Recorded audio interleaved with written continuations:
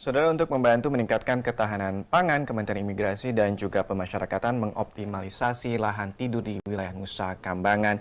Upaya ini juga dilakukan untuk memberikan manfaat khususnya dalam meningkatkan keterampilan warga binaan sebagai bekal sebelum kembali ke masyarakat.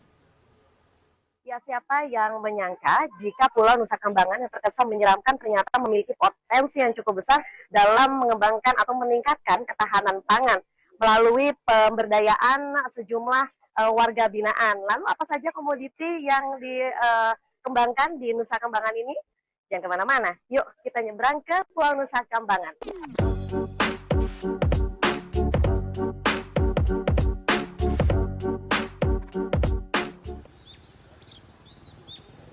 Cuaca pagi ini di Pelabuhan Wijayapura, Cilacap, Jawa Tengah begitu cerah. Kapal yang akan mengantarkan kami menyeberang ke Pulau Nusa Kambangan sudah siap.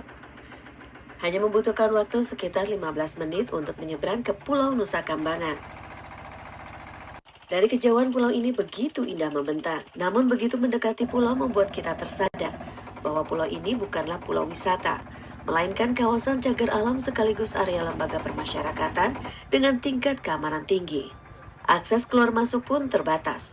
Namun kali ini, kami awak media diberi kesempatan untuk menilik Pulau Nusa Kambangan seluas lebih dari 11.000 km persegi.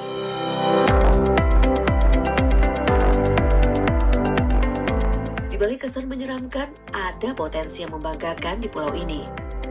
Seiring implementasi 15 program aksi Kementerian Imigrasi dan Permasyarakatan di bidang ketahanan pangan, lahan-lahan yang sebelumnya tidak termanfaatkan di Pulau Nusa Kambangan, Cilacap, Jawa Tengah, kini berubah menjadi kawasan produktif yang sekaligus mendukung ketahanan pangan, sekaligus menjadi sarana pembinaan bagi warga binaan.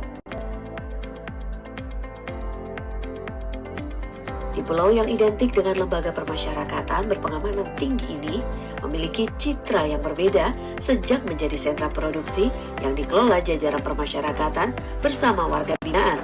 Mulai dari budidaya udang faname, sidat, ikan air tawar, peternakan ayam, domba, hingga pengembangan tanaman anggur serta cabai.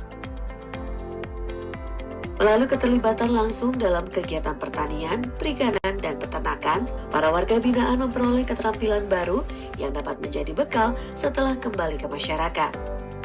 Dari sektor perkebunan misalnya, Sohiri warga binaan mengelola kebun anggur sudah sejak 2,5 tahun lalu. Nggak bisa sama sekali, nyangkul aja nggak bisa saya. Cuma dikasih tahu bapak-bapak kita, khususnya Pak Giaja yang kasih Giaja itu. Ya dikasih tahu suruh cara bikinnya greenhouse, habis itu cara nanemnya, jarak-jaraknya berapa, udah ikutin aja, nggak tahu ya. Lama-lama kok asik juga ini buat hiburan gitu. Sementara di sektor peternakan ada 4.500 ayam petelur yang mampu menghasilkan 4.100 butir telur per hari. Telur-telur ini dimanfaatkan sebagai suplai pangan bagi warga binaan yang ada di Nusa Kambangan.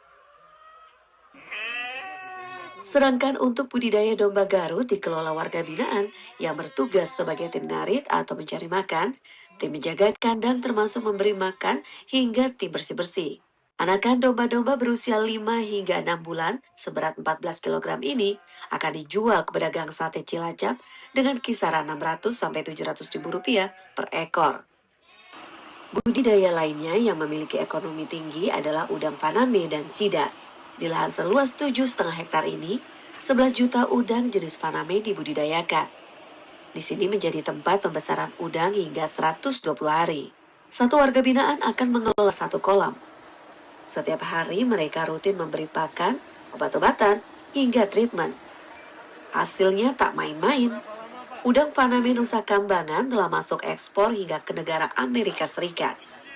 Melalui budidaya udang faname, warga binaan tidak hanya mendapatkan keterampilan sebagai bekal saat mereka kembali ke masyarakat, namun juga ada premi yang sebagian diantaranya menjadi tabungan mereka.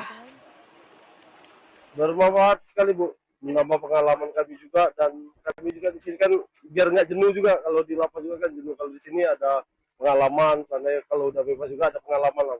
Apa Mas yang Mas harapan sama sudah bebas? Saya harap kalau saya sudah bebas ya akan balik lagi di sini dan berubah lah. Kedepan Menteri Imigrasi dan Permasyarakatan Agus Andrianto akan terus mengevaluasi agar manfaatnya semakin besar, khususnya bagi warga binaan. Hal itu disampaikan saat meninjau berbagai program ketahanan pangan dan pembinaan kemandirian bersama Ketua Komisi 4 DPR RI, Titi Soeharto, di Pulau Nusa Kambangan. Ini juga upaya untuk membantu pemerintah, jangan sampai nanti terjadi invasi, misalnya kebutuhan telur bersama-sama. Jadi kami juga minta kepada jajaran lapas dan rutan di Indonesia untuk mempersiapkan kebutuhan telur di dalam kebutuhan di dalam lapas dan rutan, sehingga harga stabil dan tidak menjadikan salah satu sebab kita menjadi bagian yang memberikan kontribusi terjadinya inflasi itu. Mereka dikasih ketambahan keterampilan, kemudian dapat insentif, dapat uang premi setiap hari, ada dapat uang untuk mereka kerja itu, dan itu uangnya ditabung.